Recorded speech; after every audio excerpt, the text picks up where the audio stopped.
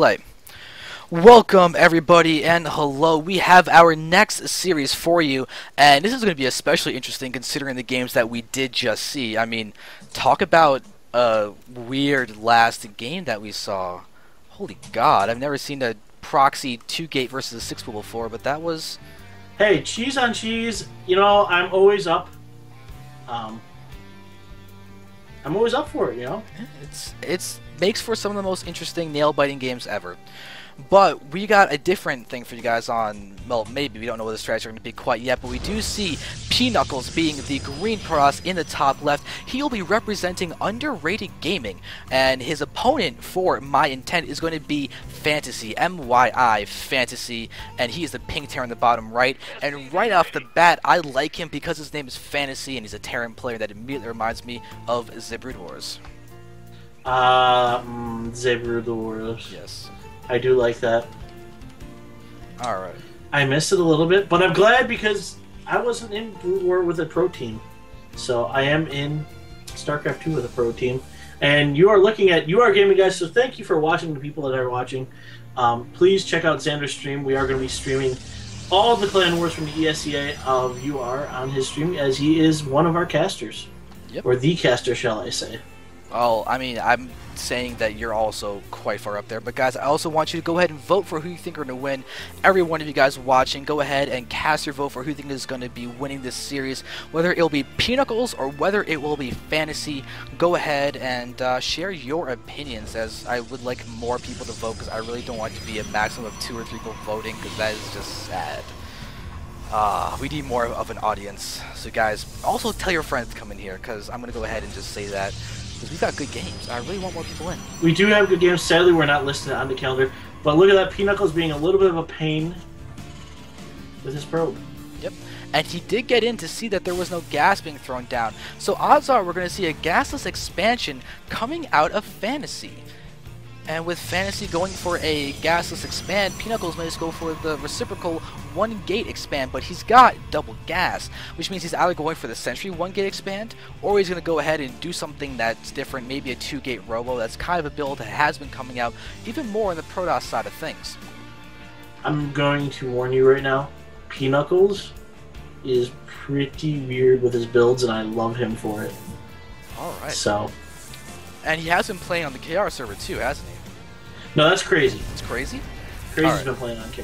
Alright, but now we do have the eBay being thrown down from FantaSy. But with this Zealot coming out, PeaKnuckles will not have any difficulty just dealing with that. And plus, if you look at his money, he doesn't even want to get down the Nexus for another couple seconds anyway. So this will be no real delay for him. But FantaSy's command center is significantly ahead. Halfway done compared to not down at all is always better for the thing that's halfway done. Well, if you put it that way, yes, of course. But the Zealot is knocking it down really quick, and there's the cancel, so now PeaKnuckles can expand if he so wants. Alright, and we do have the first Sentry out in the field. Looks like PeaKnuckles will be going for the Sentry variation of the 1-gate expand. He does have a lot of gas saved up. I'm very curious as to what he's going to be using it for. He's now getting out a Stalker, but still no Nexus, oddly enough. Maybe he's doing his DT build. Oh, hey, really? He has one. His second gate is now up. I'm kind of waiting for that Twilight Council to be thrown down. Now that you said that, that would be a very interesting thing to see. Because notice he's not saving up for any form of No, he's doing a 1 base. Yeah, he's not saving for I can already tell you that. Scouted the bunker in the front, so he's going to be assuming an expansion play from the opponent. But we're having a robo being thrown down within the natural expansion in a hidden spot. So we have a weird 2-gate robo kind of time. And look at the scan. Look at how little that sees. It sees that there is... Actually, I don't think that's technically in... No, it technically is in range to see the Nexus that was down there. But as far as the other vision goes, it misses the other gateways. And we have a 3-gate robo coming out of PeaKnuckles. I think he's going to go super aggressive on it. Yeah. This could be a very, very interesting build from him. The thing is, though, the economy for Fantasy is getting to be quite strong and scary. If you look at the SCV count, we're actually at 26 SCVs and 27 pros. It's quite even there. We have double SCV production coming in, or at least we should. I don't know why we're down to 1 or now 0. But Fantasy does have 3 supply block, that's why. But he does have 3 racks and everything producing quite nicely. And there we have a double SCV production going down. Observer, 1 base Robo, 1 base Colossus with 4 gates. This is aggressive. And all in. Oh yeah, he's doing it all in at this point.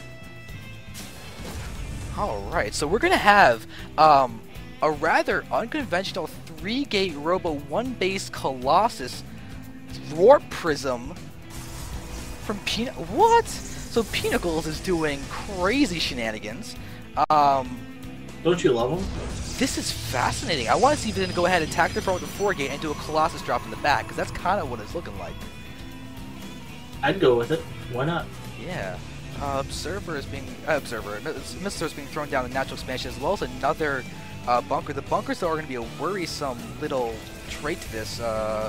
If the Colossus drops in the back, but we have repair bunkers on the front, the Gateway Army is going to die. We're going to have a single Colossus just running around doing what it can. We're actually having Extend Thermal Lance being researched instead of the Gravitic Drive, so that Colossus is going to have range, but we're not going to see Warp Prism speed. Wait, he canceled the Warp Prism.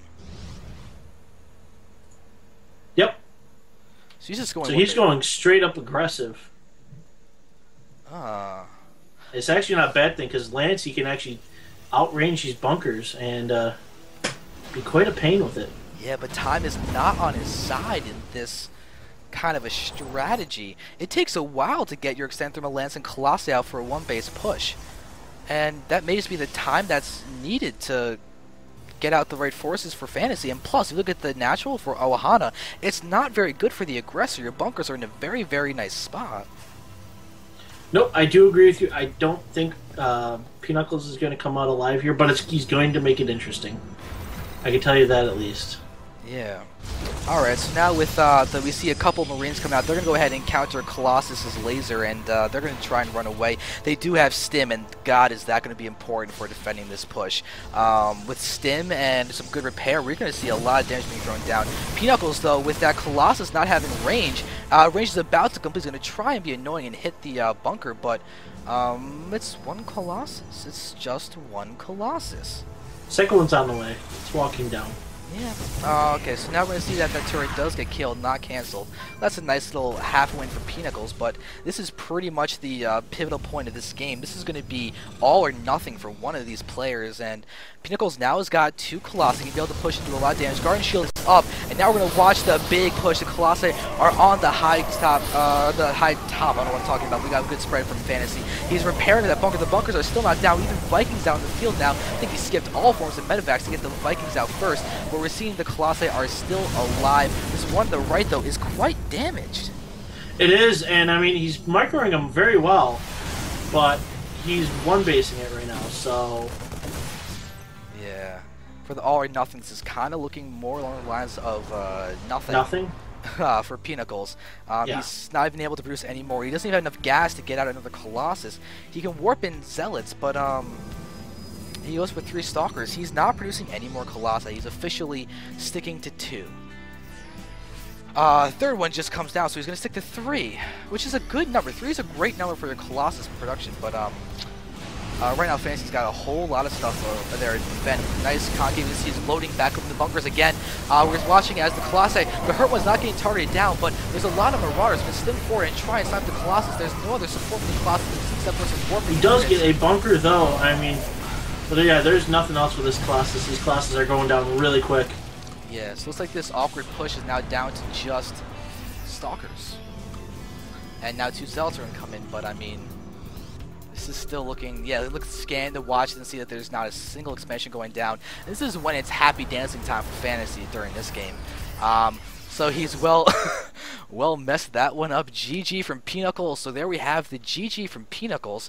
And with that in mind, we are going to see this particular series going up into the favor of My Intent up 1-0, and if they win this best of 3, they take the series score to being 2-1. So this is going to be important for PeaKnuckles to take this next victory for UR. Let's go ahead and get into that game next.